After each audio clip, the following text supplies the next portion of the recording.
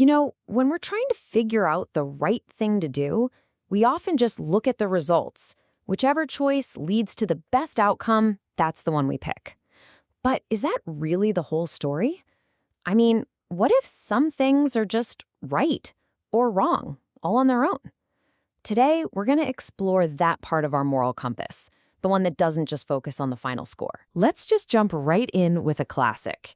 You're walking down the street, you see a wallet, it's packed with cash, nobody's around. Now, the interesting question isn't just what you do, it's why. Do you immediately start doing the math, the pros and cons of taking it versus trying to return it? Or does a little voice in your head just say, nope, taking it is just wrong? That feeling right there, that's what we're talking about today. So, this whole idea has a name, of course. It's a bit of a mouthful, non-consequentialist ethics. But don't let the fancy term fool you, the concept is pretty simple. Instead of focusing only on the consequences, this way of thinking looks at the action itself. It's about asking things like, what are my duties here? Or what's my gut telling me? The idea is that some actions, like lying or breaking a promise, carry their own moral weight, no matter what happens afterward. Okay, so if we're not just doing a cost-benefit analysis of the results, where do we even begin? Well, for a lot of us, and for most of human history, it starts with something much simpler, a gut feeling. It's that instant, powerful reaction you have when you see something incredibly kind or something that's just deeply, deeply unfair. And there's a name for this, too. It's called moral intuitionism. It's the theory that we can just perceive right and wrong, kind of like how we perceive colors or how we just get a joke. You don't need to read a 20-page essay to know that, say, being cruel to an animal for no reason is wrong. You just know it. It's like we have this built-in moral radar, giving us instant feedback. And you can totally see why this idea is so appealing, right? We really do have that instant gut-level feeling when we see something like bullying. It also helps explain how our ancestors had moral codes long before anyone was writing philosophy books. It's what kicks in during an emergency when you don't have time to think. And it's exactly how we first teach little kids about right and wrong. Not with complex rules, but by appealing to their feelings about fairness. All right, so trusting our gut feels right, it feels natural.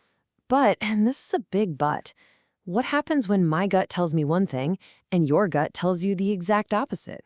Or what if your own gut is pulling you in two different directions at the same time?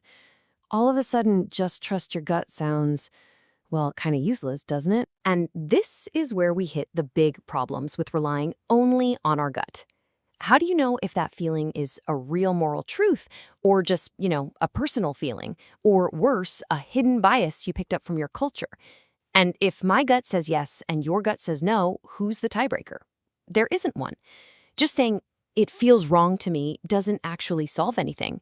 It just ends the conversation. So, into this messy situation steps a philosopher, Sir William David Ross.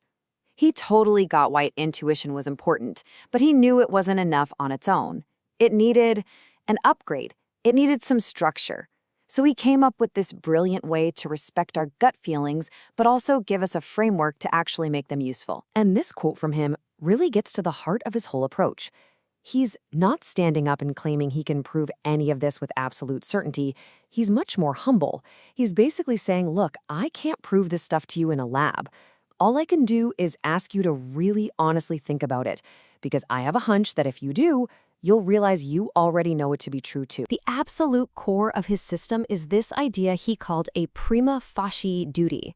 Now, prima facie is just Latin for at first glance, and what it means is that it's a real, serious, binding moral duty.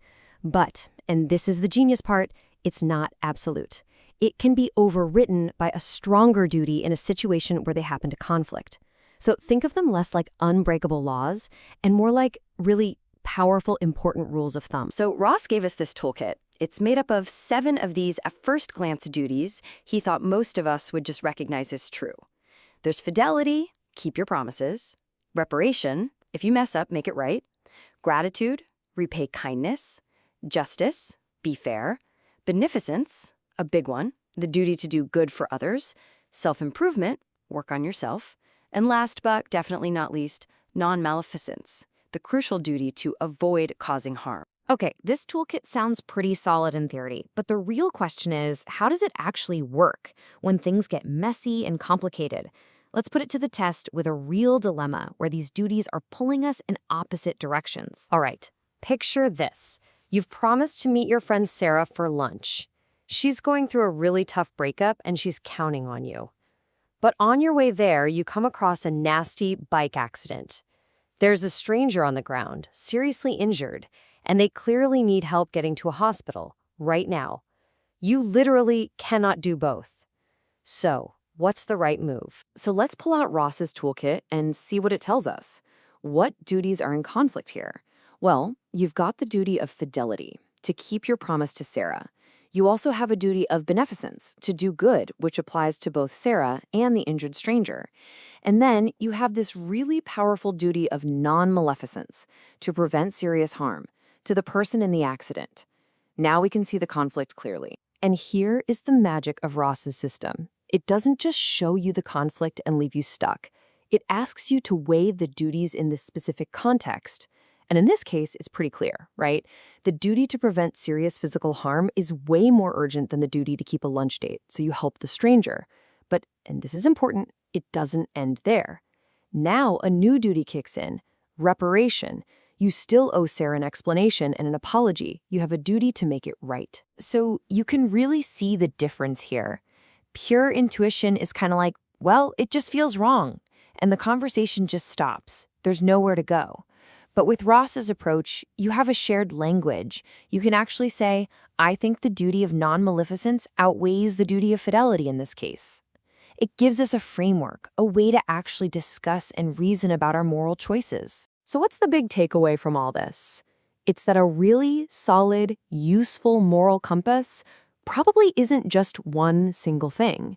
It's not just about calculating consequences, and it's not just about going with a raw gut feeling.